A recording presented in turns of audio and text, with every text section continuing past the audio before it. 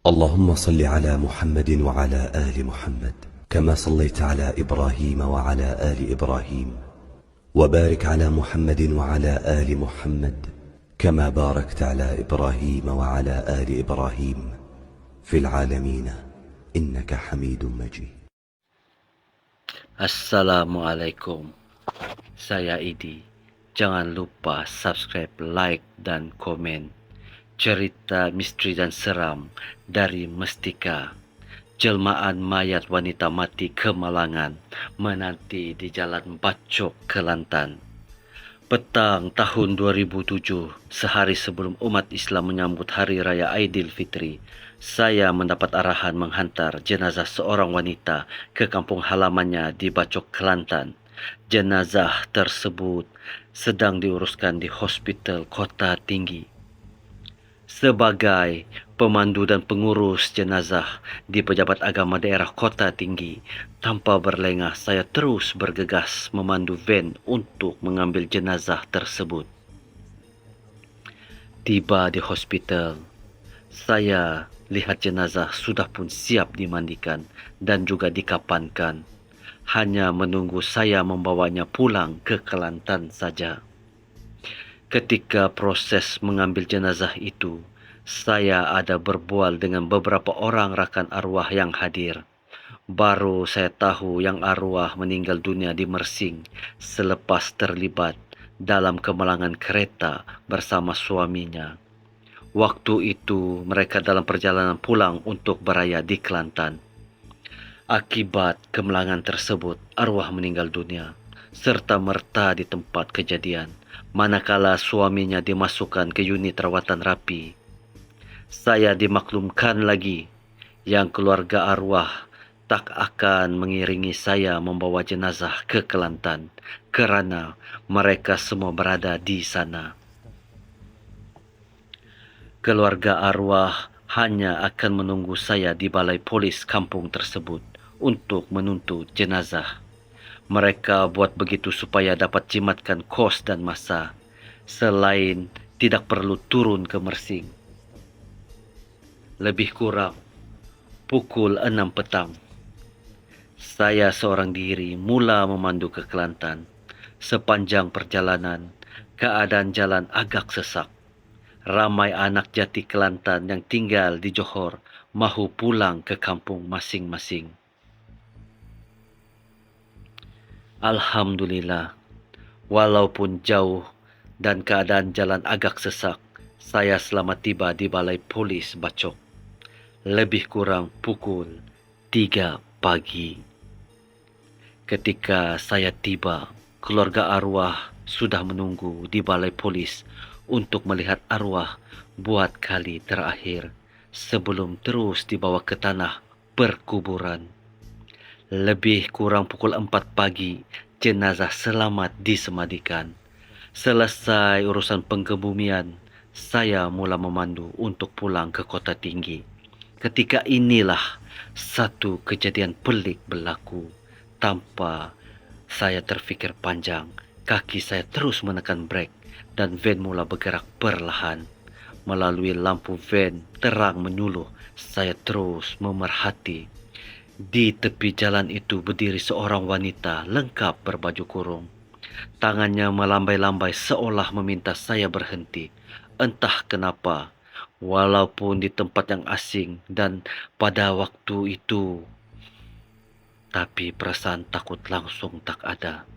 Saya fikir mungkin wanita itu dalam kesusahan dan perlukan bantuan.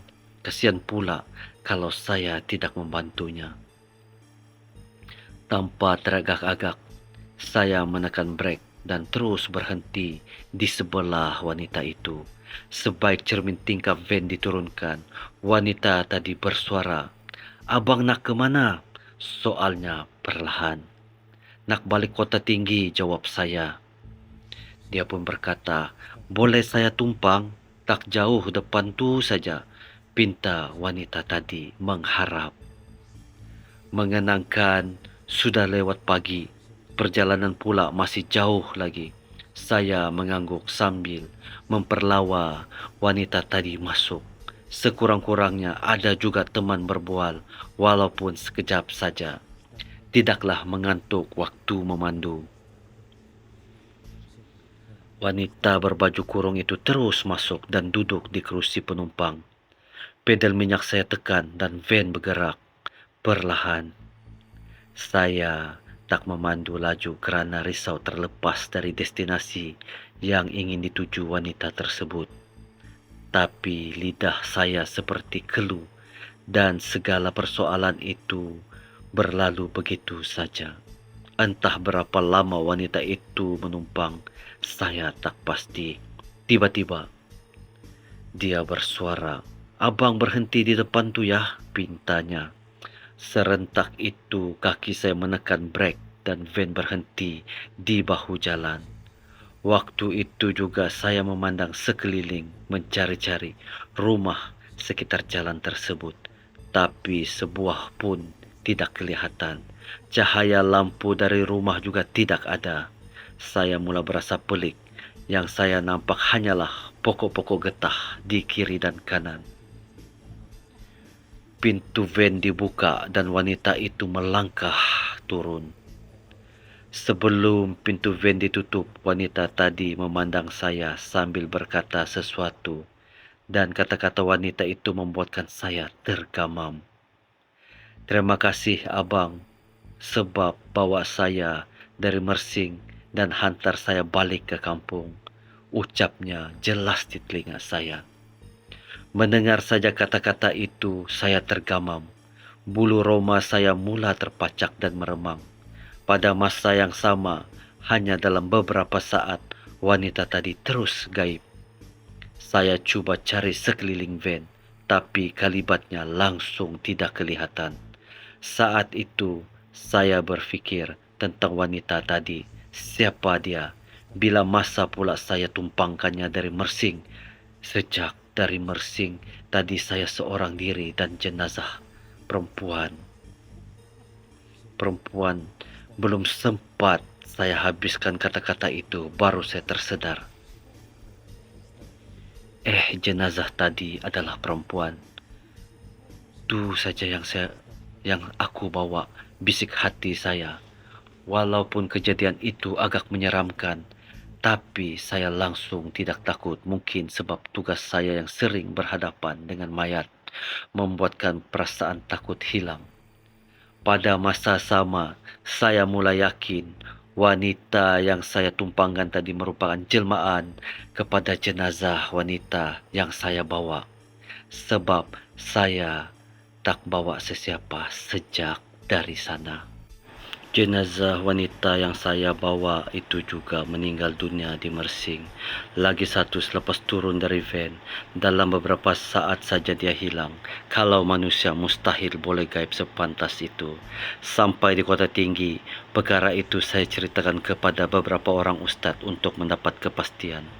Mendengar cerita saya, mereka semua sepakat mengatakan apa yang saya jumpa itu kemungkinan Karin wanita tersebut.